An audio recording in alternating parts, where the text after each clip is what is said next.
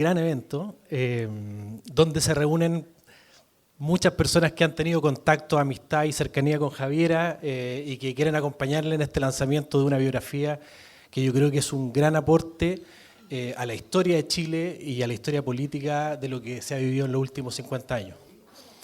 Quiero partir haciendo una introducción para luego dar paso a los dos presentadores que van a comentar este libro.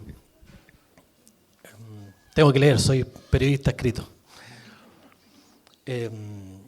Nunca pensé que iba a cumplir 50 años, nos dice Javiera Parada al comienzo de este libro titulado Sin nada que perder, de la editorial Penguin Random House, el que tuve el privilegio de leer antes de su publicación.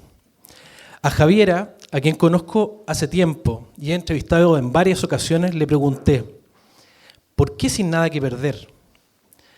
Me contó que conversando con su amigo Marcos Chilet, él le comentó algo así.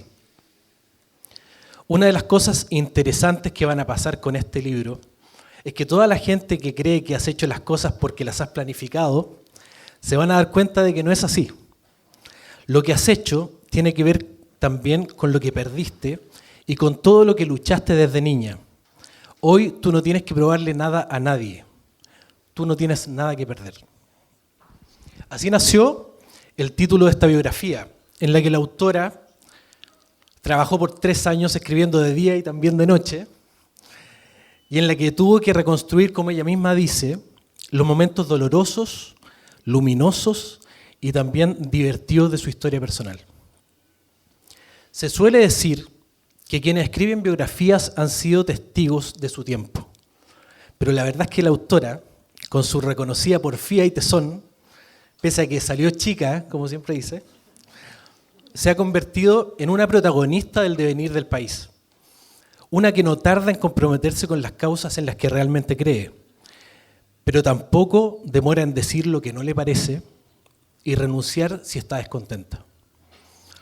Pocas personas encarnan como ella en su peripecia vital el tránsito de Chile en las últimas décadas, con sus grandes dolores, sus persistentes incertidumbres, sus agobiantes miedos, pero también con sus trabajosas reconciliaciones, sus progresos y sus acuerdos. La alta y diversa concurrencia a este lanzamiento nos dice mucho de la autora de este libro, porque pese a que le quedan muchos años de vida por delante, ya ha formado parte de colectivos, de partidos políticos, de teleseries, movimientos, centros de estudios, campañas presidenciales, producciones teatrales y hasta experimentaciones en la selva amazónica. Y los que la conocen saben de su porfía, de su humor y de su inagotable inquietud política. Javiera Parada nació unos meses después del golpe de Estado de 1973. En este libro, de gran interés periodístico, hay que decirlo, se relata su historia familiar. La historia, como ella dice, de una familia de izquierda. Y ahí aparecen primero su bisabuelo, el escritor y premio nacional Manuel Rojas, la amistad de su abuelo Roberto Parada y María Maluenda con Pablo Neruda, según el poeta, los mejores recitadores de sus versos. También está su relato personal, de episodios crudos y dolorosos de la historia reciente. Aparece la niña que acompañaba a su madre, Estela Ortiz, a la Vicaría de la Solidaridad cuando buscaban a su abuelo Roberto detenido desaparecido. Ella jugaba en los patios de las iglesias, mientras su madre y su tía Licha hacían huelgas de hambre.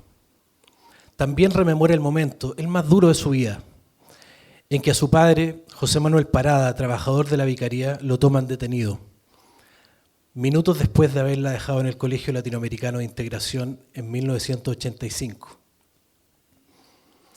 en lo que posteriormente se conocerá como el caso de Gollados. Se oye un helicóptero, un disparo. Minutos después aparece su madre, de pie, en el patio del colegio. Se llevaron a tu papá. Javiera le ruega, prométeme que lo vas a encontrar. En este escenario de temor para cualquiera que inicia sus primeros pasos en la vida, Javiera asume sus primeros compromisos políticos, como adolescente en las Juventudes Comunistas. Y hasta el día de hoy, como dice en el libro, reconoce que fue su mejor escuela. Claro que en las mismas páginas, con la valentía que la caracteriza, reconoce más adelante su primer desengaño político. Cuando un día, durante una reunión de la Jota, descontenta con la mirada que tenían frente a las protestas de jóvenes que eran reprimidas en países de Europa del Este, ella renuncia. Y recuerda, en sus palabras, me puse de pie, con el peso de mi historia sobre los hombros, y con un hilo de voz dije, renuncio a las Juventudes Comunistas. Tomó su mochila y fue hasta un paradero de micros. Tenía 16 años, dice ella, y entendí que no hay causa ni objetivo que justifique sacrificar la democracia y la libertad, que ninguna idea, por beneficiosa que sea, justifica matar por ella. Cualquiera puede imaginar lo complejo que debe haber sido esa decisión para ella. También está su reflexión sobre el plebiscito de 1988. Su abuela María Maluenda, dice Javiera, se fue convenciendo de una salida política y pacífica a la dictadura y renunció al PC, fundando el PPD. Ella dice, yo dejé de hablarle varios meses, enojada por su decisión. Finalmente Javiera se suma a la campaña del no y dice, hoy en el libro, que el 5 de octubre de ese año fue uno de los más felices de su vida. Termina de secretaria de su abuela en la Cámara de Diputados y comienza a reconocer a destacados líderes de la centroizquierda como Carolina Toá. Además, aparece en este libro, hay que decirlo, su periplo artístico, de imitar en su casa a Rafaela Carrá y al Puma Rodríguez, obligando a primos y hermanos a sumarse a sus imitaciones, termina siendo convocada por un joven Vicente Sabatini a las teleseries. Sus padres no están convencidos. Ella habla con ellos, los convence y logra su objetivo. Aparece en La Torre 10 y en Marta a las 8 con Sonia Viveros. Comienza a hacerse famosa. La reconocen en las calles. El pago que recibía les permitió renovar el viejo televisor Antú que cambiaban con un alicate. Cuando ya firmaba autógrafos y ya conocía el underground santiaguino, en lugar de seguir la senda de una figura de la televisión o aspirar a un cargo en los nuevos gobiernos de la Concertación, ella decide todo lo contrario. Decide partir a Francia a estudiar teatro. Al mirar la cordillera en el avión dice, ya está, ya cumplí, ahora a vivir mi vida. Pero hace una escala en Barcelona. Se enamora de la ciudad y también del amigo que la recibe. Nunca llega a París. En Barcelona partió vendiendo Biblias. Biblias. Luego trabajó en una revista, hizo performance, tuvo la guía del actor Antonio Simón Rodríguez y recorrió Europa finalmente itinerando con una compañía teatral. También organizó fiestas. Fue, atención, go-go dancer. Así, terminó estando 13 años en España. Viajó por Sudamérica entre medio. Tuvo experiencias con ayahuasca y con peyote. Y claro, el chamán le pidió que se quedara, que siguiera aprendiendo. Menos mal que su pareja de ese momento la persuadió de no seguir en ese viaje. Vuelve a Chile. Trabajó en Teatro a Mil con Carmen Romero. Se vuelve agregada cultural del gobierno de Bachelet en Estados Unidos y realiza exposiciones y grandes eventos. Más tarde se suma al naciente movimiento Revolución Democrática, donde también estaban Giorgio Jackson, Miguel Crispi, y también conoce a un joven Gabriel Boric. Estaba confiada en la renovación de la izquierda.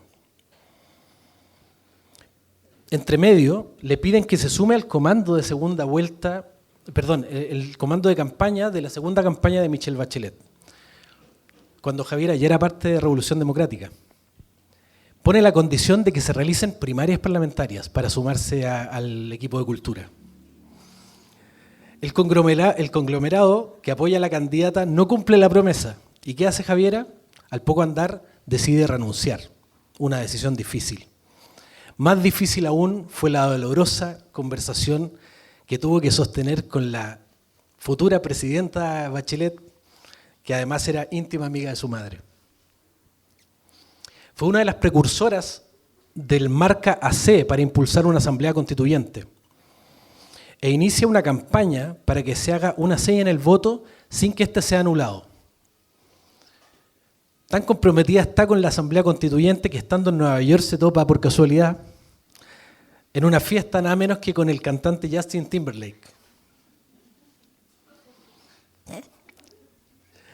Trata de convencerlo de que mande un saludo apoyando la causa.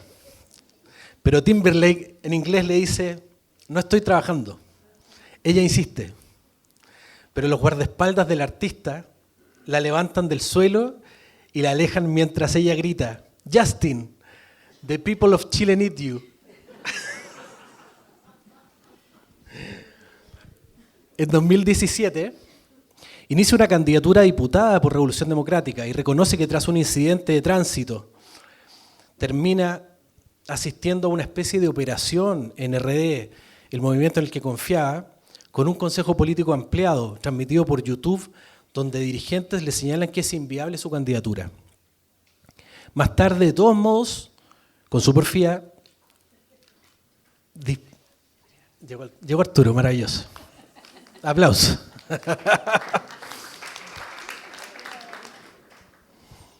Hola Arturo, ¿cómo estás? Bien, todo bien. Estamos en RD. Ella disputa la candidatura a la presidencia de RD, apoyada entre otros por un joven Tomás Bodanovich, pero es derrotada por Catalina Pérez, quien hoy enfrenta un juicio por el caso Fundaciones. Llega el estallido social. Javiera ve con angustia el primer día del estallido, el 18 de octubre de 2019. Conversa angustiada con su amigo Patricio Fernández. No quiere que en Chile se repita lo que ella ya vivió. Habla con conocidos y cercanos, arman una carta titulada Democracia es diálogo. Parten a entregarla a La Moneda. El mandatario Sebastián Piñera, en medio de la crisis, decide recibirlos. Termina sentada junto a él en los patios del Palacio. La reunión causa amplia polémica en muchos sectores. Ella defendía que había que buscar encauzar la crisis y terminar con la violencia.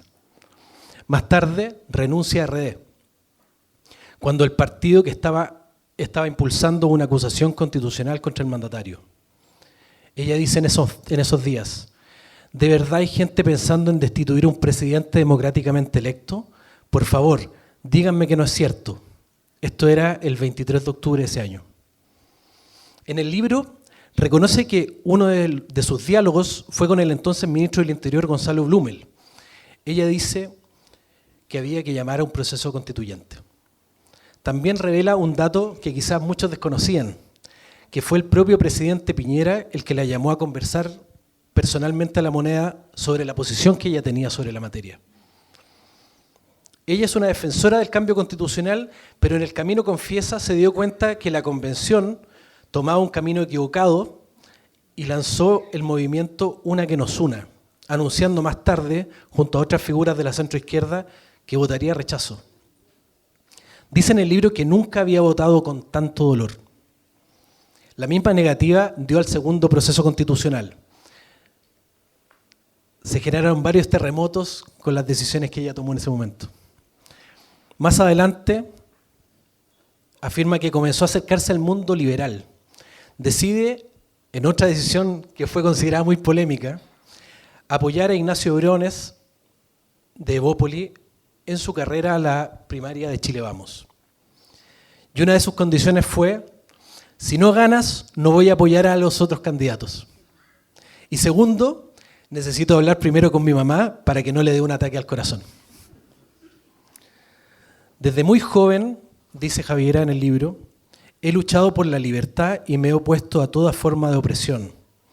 En su libro hay reflexiones políticas, miradas sobre su país, su cultura y sus amores, su reflexión sobre la izquierda actual y sus temores ante gobiernos iliberales. También asegura, ojo aquí, que hoy está sin domicilio político, pero me temo que no tardarán quienes quieran darle hospedaje próximamente, luego de que ella manifiesta en este libro que está por una, comillas, nueva alianza democrática, progresista y liberal. No me extrañaría que el lanzamiento de este libro se termine convirtiendo en el puntapié inicial de otra de sus aventuras políticas y vitales. Muchas gracias.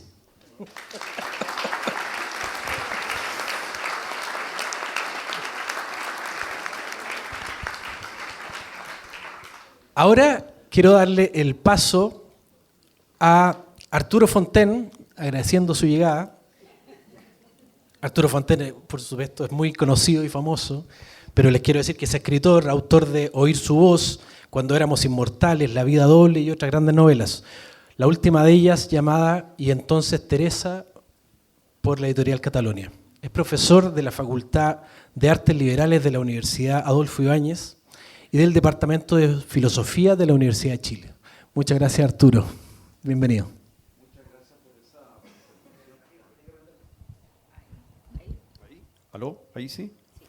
Muchas gracias por esa presentación, pero está claro que básicamente lo que soy es un gran pajarón, digamos, ¿no? Porque yo me subí a un Uber a las 6:05 para llegar aquí a 6:15 y iba corrigiendo unos trabajos universitarios que tengo que examen mañana y tengo que leerlos rápido, que es algo bien aburrido en la vida del profesor, esta parte de leer los trabajos y comentarlos, en fin. Y iba muy concentrado en el auto y de repente miro y veo que estoy en una zona que obviamente no es Ñuñoa.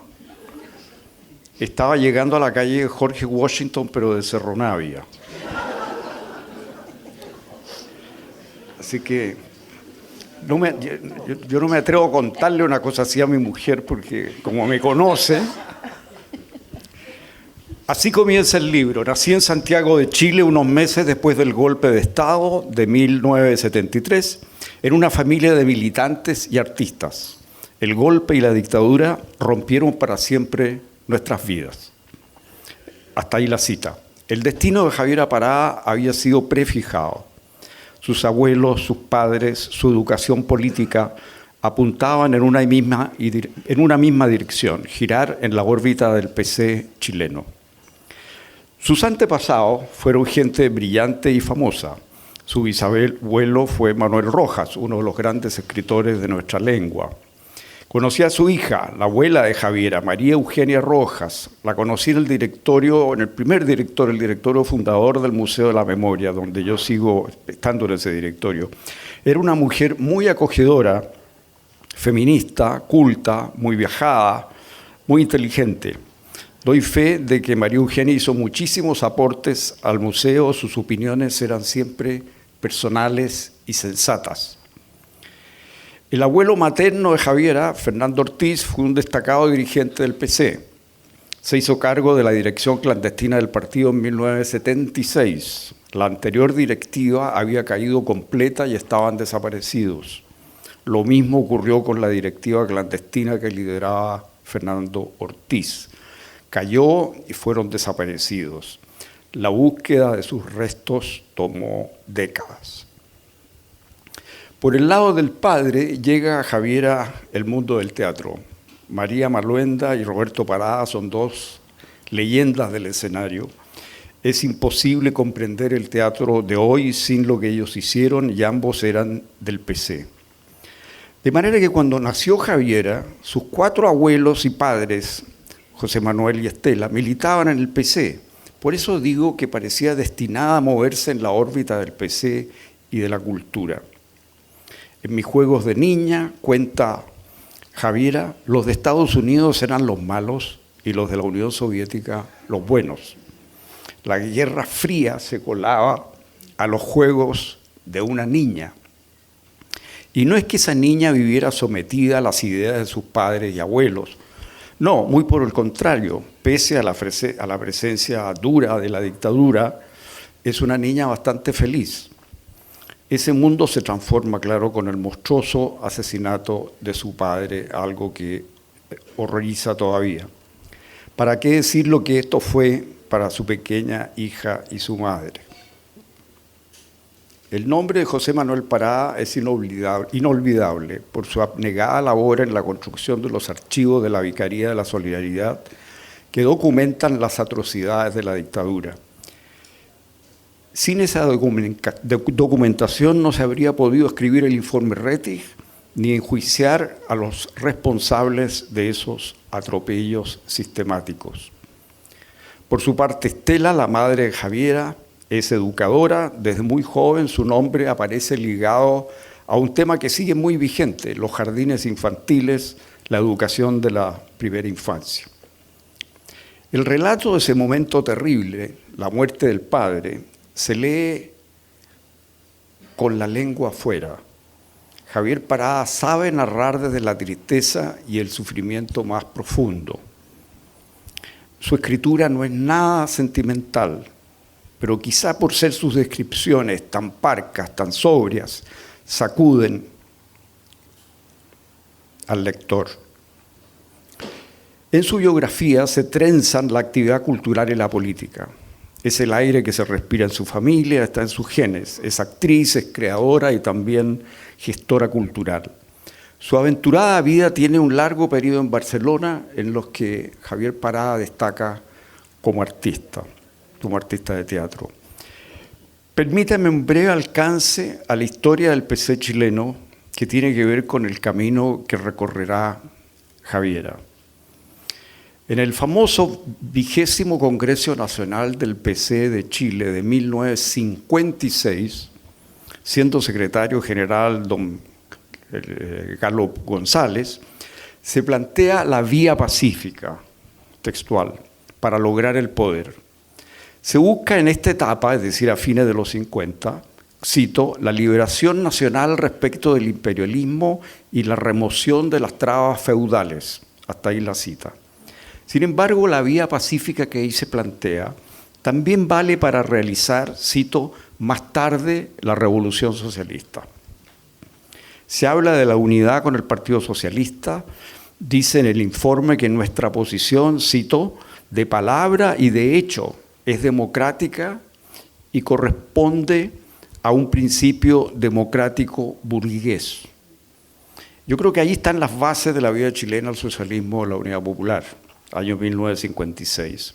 En ese informe se cita a su vez el informe de Khrushchev en el Congreso del PC, que fue unos meses antes, donde Khrushchev afirma que es plenamente posible que las formas de transición al socialismo sean cada vez más variadas. Así se habla de que en algunos países la clase obrera tiene la posibilidad, estoy citando, real de unir bajo su dirección a la inmensa mayoría del pueblo y de asegurar el paso de los medios de producción a manos del pueblo. Hasta ahí la cita. En esa ocasión, en ese mismo congreso, hubo una sesión secreta muy famosa en la que Khrushchev denunció los crímenes de Stalin. Unos meses después, algo de 5 meses después, de ese mismo año 56, toda la prensa internacional publicó el informe secreto completo. Los dirigentes de los partidos comunistas ya lo habían recibido desde Moscú meses antes. Ahora, el análisis de Khrushchev, en el cual denuncia a Stalin, es una denuncia moral, y tal vez ese es su problema, a mi juicio. Contener el culto de la personalidad, que sería la causa de todos los problemas, en base a una reflexión moral política. Pero las cosas que hacía Stalin, digamos, y que denuncia Khrushchev, son, por ejemplo, el uso sistemático de la tortura para obtener confesiones autoincriminatorias que después permitieran formalmente la ejecución como enemigo del pueblo. Todo eso lo dice Khrushchev, pero lo que no plantea Khrushchev, estoy dando mi opinión, son mecanismos institucionales para contener los abusos del poder. Se mantiene en esta esfera político-moral de criticar el culto de la personalidad. En paralelo entonces a su compromiso con la democracia, el PC chileno es un aliado objetivo de la Unión Soviética. El Congreso chileno tiene un presidium de honor, cito, donde están las figuras de Lenin, Khrushchev, Mao, la pasionaria, en fin. En el informe del partido se saluda al gran partido, estoy citando, de la Unión Soviética, y se lo felicita por los magníficos éxitos logrados en la construcción gradual del comunismo. ¿A dónde voy? Doble cara del PC, compromiso con las elecciones democrático-burguesas y a la vez admiración y solidaridad con regímenes dictatoriales si es que propician la construcción del comunismo. Diría que la trayectoria de Javier Parada fue marcada por esa doble cara, porque una buena parte de la izquierda marxista chilena abandonó su apoyo a las dictaduras comunistas y se movió a una postura socialdemócrata. Fue también, en muchos casos, un abandono total del marxismo. Fue la famosa renovación socialista que tuvo lugar sobre todo en los años 80 y mucho antes de la caída del muro. Una de las figuras más visibles de esta renovación socialista es Carlos Altamirano, pero hay muchos más. Hay que pensar que en esos tiempos Enrico Berlinguer, líder del PC italiano, es muy crítico de la Unión Soviética.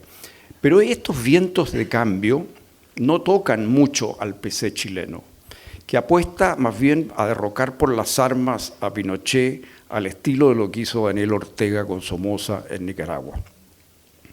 Javiera, como era esperable, se incorporó de niña a la Jota. Es una etapa de formación, aprecia la democracia interna, es una experiencia básicamente positiva y en paralelo participa con su madre Estela en muchísimas protestas y marchas.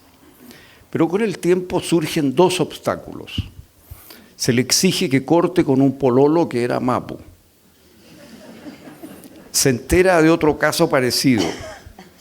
Es decir, para el partido no hay distancia entre la vida privada y la pública. Es el concepto, por lo demás, que tiene Lenin de lo que debe ser el partido. Lenin habla de que el partido necesita, cito, monjes de la revolución. Quedó marcada en mi memoria, escribe Javiera, esa autoridad que creían tener mis compañeros sobre mi vida privada. Ese es el primer obstáculo. El segundo es que surgen las protestas en Polonia y otros países de Europa del Este y el PC, siente Javiera, no hace un análisis. Suponen que las protestas solo quieren mejorar el sistema, en ningún caso echarlo abajo. Es decir, no ven venir el derrumbe del modelo socialista o del real socialismo. Si pensamos, por ejemplo, en Michel Foucault, lo que lo alejó completamente del marxismo fue el movimiento Solidaridad de Polonia. Más tarde vendrá, claro, la caída del muro. Es una decisión abrupta la de Javiera, pero que decanta meses y meses de reflexión. Ha preguntado en la Jota una vez más la causa de las protestas en la Europa del Este y un compañero le pide, cito, que la corte con mis preguntas. Le están exigiendo que no haga preguntas y eso era difícil. Su respuesta fue simplemente renunciar al tiro a la Jota. Javiera llora de vuelta a casa, llora sin consuelo, dice como si algo muy profundo se hubiera roto dentro de mí. Tiene solo 16 años. Se dedica a explorar la escena contracultural santiaguina, luego llega a Barcelona, donde se quedará 13 años incorporada a las vanguardias del teatro. Estas memorias no abordan los amores de Javiera, uno queda con eso pendiente, ni las relaciones de familia, ni otros asuntos personales o íntimos.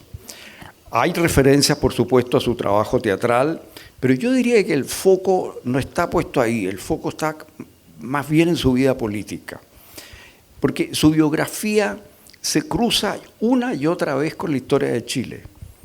Y el lugar desde donde ejerce su influencia no es el convencional, no son sus cargos lo que le dan peso, no, de alguna manera su influencia emana de ella misma. Veamos algunos ejemplos, y aquí puede que me repita un poco con lo que dijo Gabriel. De vuelta en Chile se convence de la necesidad de cambiar la Constitución. Esa Constitución es herencia de la dictadura. No solo eso, es un símbolo de la dictadura que ninguna reforma puede borrar. Javier Parada se convierte en líder del movimiento pro Asamblea Constituyente. Por supuesto hay muchos constitucionalistas y politólogos implicados, el apoyo, pero es un movimiento en serio, con apoyo económico de la Fundación Heinrich Böll, ligada a los Verdes en Alemania, y la campaña se llamó Marca tu voto, un momento histórico. El liderazgo vino de Javiera. Se incorporó al Partido Revolución Democrática en el 2012, vuelve a militar, y a poco andar es postulada como parte de la directiva del partido, pero surgen discrepancias respecto al tema Venezuela. Javiera parte el 2014 como agregada cultural a Nueva York, donde realiza actividades muy notables. De regreso en Chile es precandidata, diputada por Revolución Democrática y compite para la dirección del partido en una lista que iba contra la lista que apoyaba George Jackson. No gana, pero obtiene una importante votación, creo que el 39%. De repente los estudiantes del Instituto Nacional se están saltando los torniquetes. Es la hora del estallido del 2019. Y Javiera de nuevo está en el centro de la acción. Rechaza la violencia, rechaza las vías no institucionales de cambio. Redacta una carta pública que en pocas horas tiene miles de firmantes y decide ir a dejar la carta a la moneda. Como mencionó Gabriel, tendrá conversaciones largas con los ministros Blumel y Briones y con el propio presidente Piñera en el momento más álgido de la crisis. Analizan juntos las opciones con el presidente, las opciones del plebiscito de entrada y salida. Piñera incluso le pide que le entregue un documento escrito sobre el tema. De tal manera que en la decisión de la moneda de definir paso a una nueva constitución y canalizar así la crisis, la participación de Javiera fue muy importante y quizá decisiva. Pero después vendrá la campaña del rechazo. Y Javiera, que había luchado como nadie por este proceso, se convence con dolor de su corazón de que debe anunciar su rechazo al proyecto. Y otra vez su liderazgo es crucial. Y con el tiempo, como sabemos, será jefa de la campaña presidencial del exministro Ignacio Briones, que compite desde Bópoli, un partido liberal, en las primarias de la coalición de Chile Vamos. En este libro podemos seguir entonces la evolución del pensamiento de Javiera Parada, sus rupturas, en las que siempre hubo coraje, y también sus continuidades, su proceso intelectual y político. Es la historia de una mujer valiente, es la historia también de sueños rotos, pero de convicciones que se mantienen. Entre estas últimas convicciones que se mantienen está su inquebrantable adhesión a la democracia con pesos y contrapesos. Pues los pesos y contrapesos son la mejor garantía que conocemos para contener las violaciones a los derechos humanos. Esto es particularmente importante hoy, cuando hay tantos gobiernos elegidos por la vía electoral y que luego, respetando las formalidades de la democracia, eliminan los pesos y contrapesos y construyen gobiernos autoritarios. Estas memorias, voy terminando, estas memorias políticas muestran cómo y por qué Javiera Parada se emancipó del destino prefijado y se fue inventando una vida propia. En estas páginas, la libertad no es un concepto, está presente en una experiencia tras otra, más allá de los acuerdos y desacuerdos que puedan tener los distintos lectores del libro. Hay algo que no se puede negar, esta es la historia de una mujer de espíritu libre, y eso es ejemplar, porque insisto, no hay aquí una teoría de la libertad, aquí se vive lo que es la libertad. Felicitaciones, muchas gracias.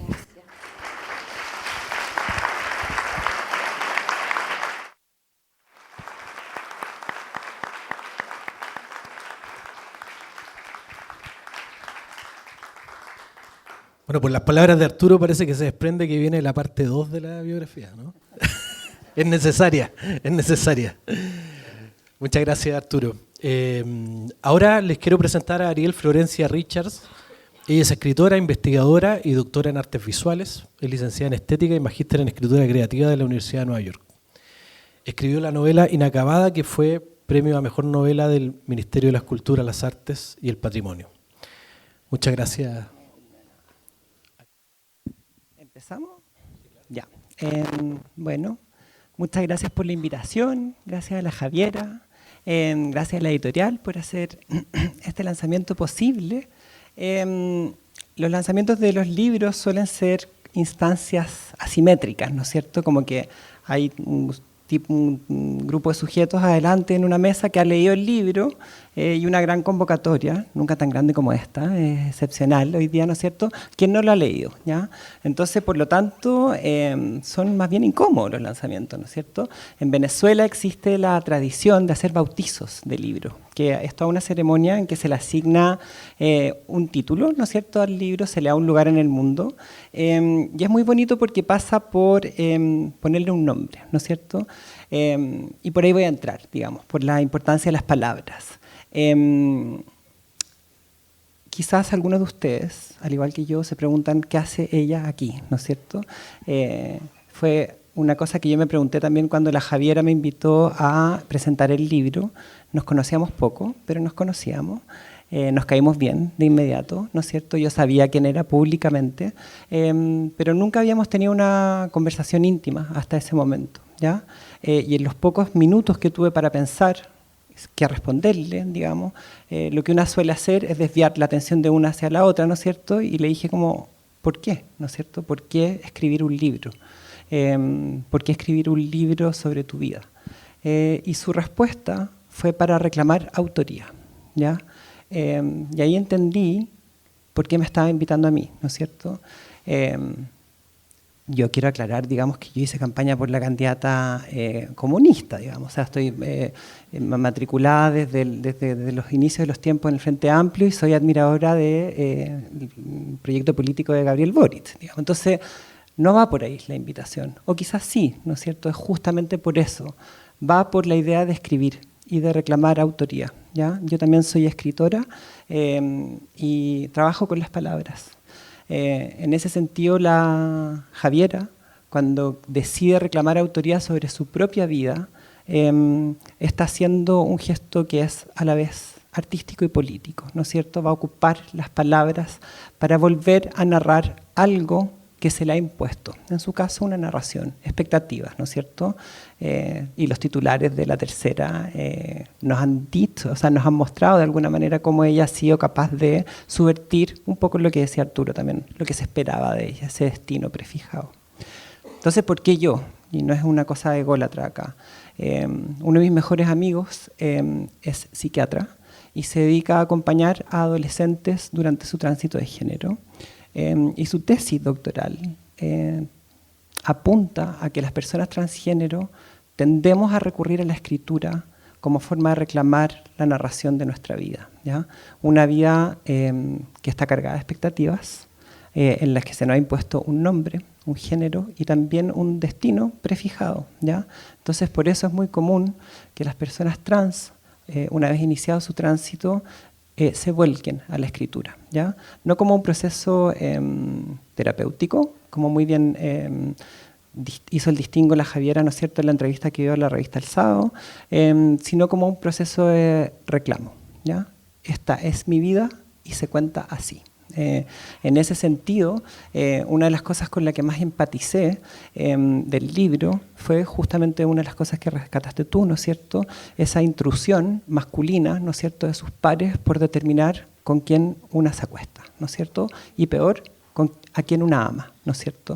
En ese sentido, una acompaña a la Javiera en su libro en una constante toma de decisiones que apuntan a la libertad, ¿ya?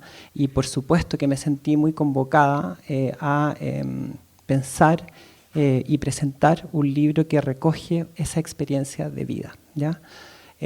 Hay cosas que muy probablemente nadie va a experimentar, como la Javiera y la Estela, ¿no es cierto? La muerte del padre, esa muerte de ese padre en ese contexto, ¿ya? En ese sentido somos todas lectoras, somos todas espectadoras, estamos todas ante las palabras que la Javiera eligió para contar ese asesinato brutal, ¿no es cierto? La violencia implícita en ese hecho, quizás estoy de acuerdo contigo, apenas las palabras son capaces de rozarlas, ¿no es cierto?, pero nos dejan helados, ¿ya? Entonces, las palabras, de nuevo, ¿ya? El uso de las palabras, ¿para qué queremos las palabras? ¿Para qué las ocupamos? ¿Qué reclamamos con ellas? ¿No es cierto?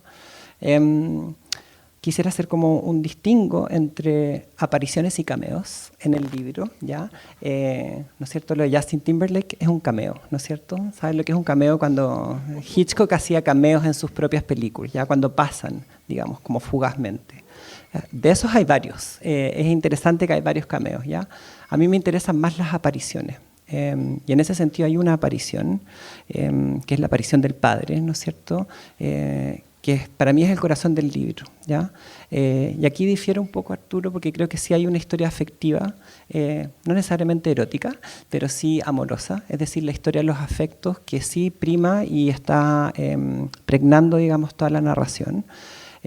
Para mí la aparición del padre cambia todo, digamos, porque el padre trae palabras, ¿ya? Muy pocas, pero son unas palabras reparadoras. Y en ese sentido, para mí ahí late, digamos, el corazón del libro. Otra aparición, y acá me pongo en mi lugar de lectora y no de escritora, son con las historias de otras mujeres que, como tú, han decidido ocupar las palabras para dar vuelta a expectativas, ¿ya? Yo te comentaba que una de las apariciones que me acompañó mucho durante la lectura del libro fue la de mi tía abuela, Mónica Echeverría, ¿no es cierto? También actriz. También gestora cultural, que también ocupó las palabras, digamos, para reclamar ciertas narraciones y subvertirlas, ¿no es cierto? Y quisiera, cuando ella sacó uno de sus últimos libros que se llama Háganme callar, el 2016, yo estaba fuera de Chile y leí con mucha atención cómo la prensa presentó este libro. Era el libro sobre los conversos, ¿no es cierto? Conversos políticamente. Así se planteaba, así se vendió, digamos, así hasta el día de hoy. Si una pone Mónica Echeverría, Háganme callar, ella investiga a sujetos que cambiaron de bando político, ¿ya? Y se pregunta si es que en algún momento en la historia de Chile va a haber una mujer, ¿ya? Yo creo que la Javiera no es una conversa, ¿ya? Sino que más bien resuena con la pulsión de escritura de la Mónica Echeverría, ¿ya? Y en ese sentido pienso que las personas que leyeron este libro, como el libro de los conversos, lo leyeron mal, porque también es la historia de una vida, y es la historia de unos afectos, es la historia de una violencia, es la historia de muertes, y es la historia de una mujer que reclama a través de la escritura su propia narración. Y voy a leer un breve párrafo de este libro que creo que podría resonar, digamos, en otra época con tu propia biografía. Dice la tía Mónica: fui creciendo y me convertí con el correr de los años en una mujer revoltosa, estrafalaria y difícil de dominar. Más bien, para ser exacta, difícil de clasificar, pero eso sí, siempre conservando una apariencia de niña bien. Y poco después, acá ya no, pero bueno, mujer casada convencional y señora intachable. Por último, me convertí en la vieja simpática con sentido del humor. ¿Cómo se produjo el milagro de la mutación del bebé gritón, el que gritaba háganme callar, al de una dama sin pecados graves que se pasea por su larga existencia sin apartarse del que dirán? Trataré de explicarlo en este libro, aunque la explicación no agrade a nadie. En ese sentido, las invito y los invito a, como dice Arturo, reconocer en la historia de la Javiera la historia de nuestro país, ¿ya? Una historia marcada por la violencia, llena de contradicciones, pero una historia que han marcado también personas que creen firmemente en lo que sienten. En ese sentido,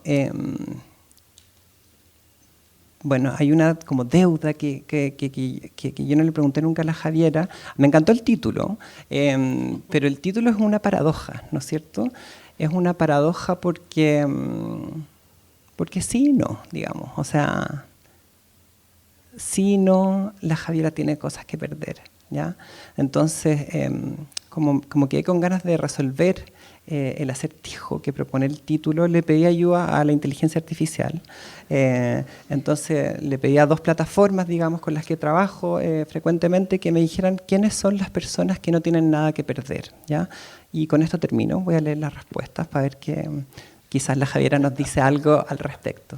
Entonces dice: quien dice que no tiene nada que perder casi siempre tiene algo que perder, o quizás algo que ya perdió, y esa pérdida la deja en un lugar nuevo. La frase suele ser un umbral, no un estado. En ese sentido, acá estoy yo hablando, pienso que el título es una paradoja, ¿ya? Y después la inteligencia artificial me dice, sí, hay varias figuras distintas que se esconden bajo esa declaración. Una, la que perdió algo definitivo y desde el duelo construye una especie de libertad. Ya no tiene que ver con proteger lo que tenía. Puede ser una forma de luto que inesperadamente se convierte en soltura. Dos, la que se ha desidentificado de sus antiguos intereses, quizás por agotamiento, quizás por nihilismo funcional. No es que no tenga nada, es que dejó de sentir lo que era suyo como tal. Tres, y ojo con esta, la que se prepara para hacer algo arriesgado y necesita creer en ello para poder hacerlo. La frase, entonces, es una autopersuasión, una pequeña mentira útil antes del salto. Acá le agradezco a ChatGPT y qué sé yo, le digo si es que tiene algo más que decirme y me dice sí. Lo que todas estas figuras comparten es que la declaración es performativa antes que descriptiva. Nadie que realmente no tuviera nada que perder lo diría. Sin nada que perder implica una postura de riesgo. Algunas personas usan esa frase para justificar decisiones impulsivas o acciones que podrían dañarlas a ellas o a otros. O bien, y esta es la que a mí más me interesa, es una manera de protegerse. A veces decir no tengo nada que perder es una forma de ocultar que todavía hay algo que les importa mucho. Yo no las definiría, ChatGPT acá, o sea, como que esto no es nada mío. Yo no las definiría simplemente como peligrosas o valientes. Diría que son personas que perciben que los costos de seguir igual son mayores que los riesgos de cambiar. Aunque esa percepción puede ser acertada, exagerada o producto de un momento de crisis. También importa una pregunta, yo creo que acá ChatGPT se empezó a preocupar por mí. Cuando alguien dice, no tengo nada que perder, ¿lo dice como una declaración de independencia? Ya no me importa lo que piensen, o como una señal de vacío, ya nada me importa. Ojo, me dice, son mensajes diferentes. Y acá termina con una pregunta que a mí me pareció lo más genial de todo. Me dice, oye, ¿te lo preguntas esto en relación a un personaje? Porque ChatGPT sabe que escribo, a un marco teórico, o quizás algo más concreto, ¿te lo preguntas en torno a una persona real?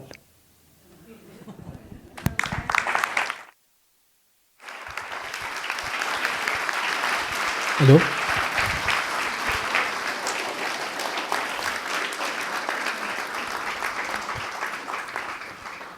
Bueno, muchas gracias Ariel Florencia Richards por tus palabras. Es claro que Javiera suele arriesgarse en todas sus decisiones.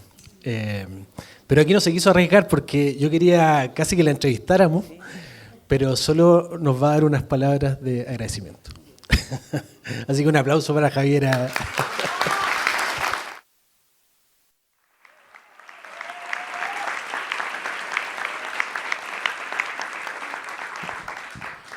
Bueno, yo, como decía Gabriel, iba a dar simplemente las gracias porque, como dijo Arturo, todo lo que tenía que decir respecto a mi vida política está en el libro. Pero antes de eso, quiero compartir con ustedes dos aspectos que me sorprendieron del proceso de escribir este libro, que para mí es nuevo, no como quienes comparten esta mesa conmigo. Y aunque quizás para quienes son profesionales puedan parecer obvio, creo que en estos tiempos convulsos y acelerados vale la pena recordar y detenerse en ellos. Lo primero que me llamó la atención fue percatarme de que la memoria es una construcción que hacemos cada uno de nosotros, con nuestras lecturas, los relatos que escuchamos, lo que conversamos con los amigos, la familia, las películas que vemos, las canciones que escuchamos o cantamos, los sabores, los olores que nos gustan. No existe algo así como la memoria en mayúscula, sino un sinnúmero de recuerdos e imágenes con los que vamos construyendo cada uno lo que llamamos nuestra vida, el relato de quienes somos o quienes queremos ser. Igual que construimos el futuro, también construimos la memoria. Y en ese sentido, recordar es también un ejercicio creativo.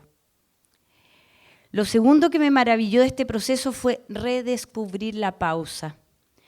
Para escribir este libro tuve que encerrarme, alejarme del ruido, volver al silencio, dejar que apareciera el vacío.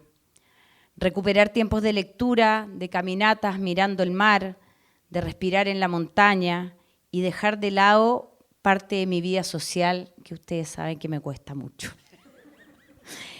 Cuando todo esto se transformó en algo así como una disciplina, descubrí algo que había olvidado, que las ideas necesitan tiempo para aparecer, que no solo el cuerpo y el corazón comienzan a funcionar de otra manera cuando uno para, sino también la cabeza, que empieza a conectar ideas y a veces a crear otras nuevas.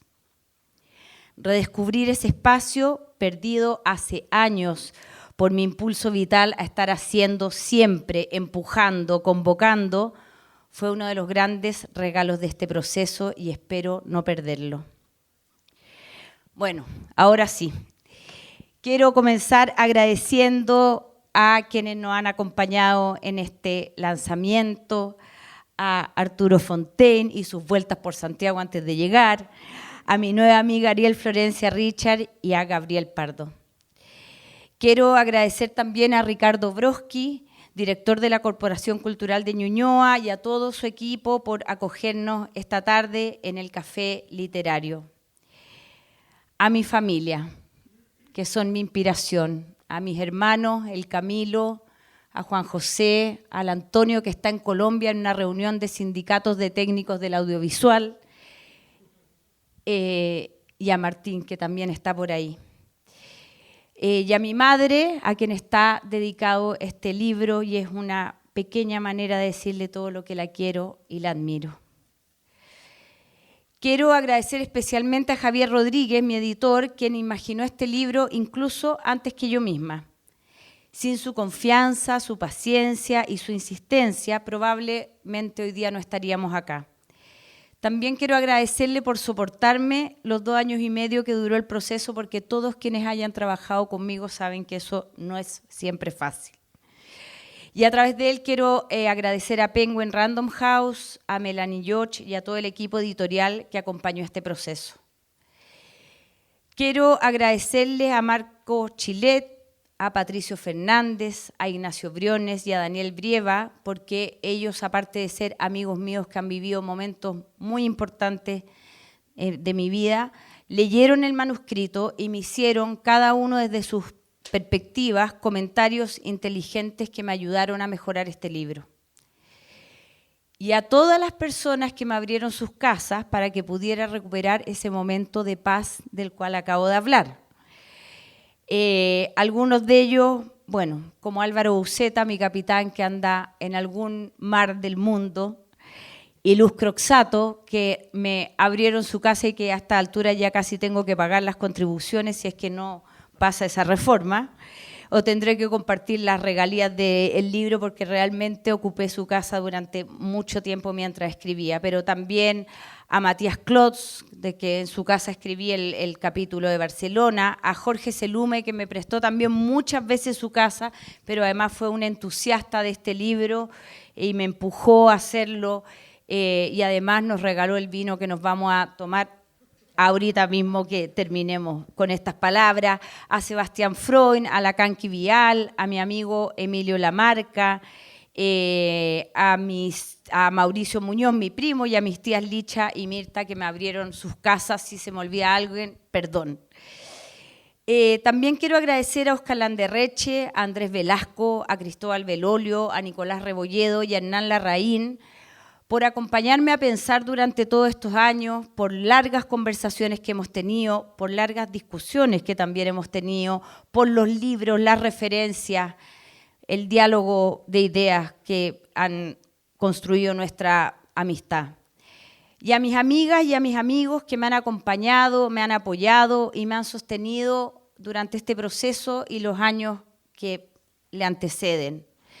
En particular a la Pía Mata y a la Perla Wilson, que han estado muchos momentos al lado mío y me han ayudado en momentos cruciales, pero también a mis amigas Bárbara Pifre, a la Claudia Peña que anda en Barcelona, a la Coté Riquelme, a la Ivonne González, a la Claudia Aravena, a la Kena Lorenzini que vino la semana pasada al lanzamiento del entusiasmo que tenía.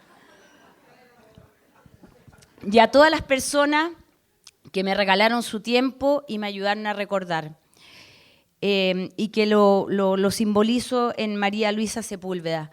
Y a través de ella quiero darle las gracias a tantos trabajadores y trabajadoras de derechos humanos que han sido, como decía Arturo, fundamentales para nuestro país, para la verdad y la justicia, pero también para recordarnos algo esencial, que todas y todos somos personas, que merecemos atención, cuidado, una mirada cálida y una escucha solidaria. A mi amigo Ricardo Solari, compañero de aventuras y el curador más o menos de este lanzamiento. Y por supuesto al Centro de Estudios Públicos, a su director Leonías Monte y a Sebastián Izquierdo, que es uno de los protagonistas ocultos de este libro, al Centro de Estudios Horizontal, a su exdirector ejecutivo Juan José Ovach y a su nueva flameante directora ejecutiva María José Abud, y al Mapa Consultores, a Juan Cristóbal Hermosilla y Sebastián Troncoso, porque estas tres instituciones y las personas que las conforman me ofrecieron las condiciones necesarias para emprender este enorme desafío. Sin su apoyo y la libertad que me dieron para escaparme a la casa de todos estos amigos que acabo de decir, no habría podido escribir este libro.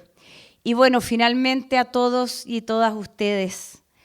Este libro nació de muchas conversaciones, encuentros, afectos, muchas dudas y muchos desacuerdos. Por eso me alegra especialmente compartir este momento con quienes han sido parte de una u otra manera de este recorrido. Muchas gracias y ahora vamos a brindar.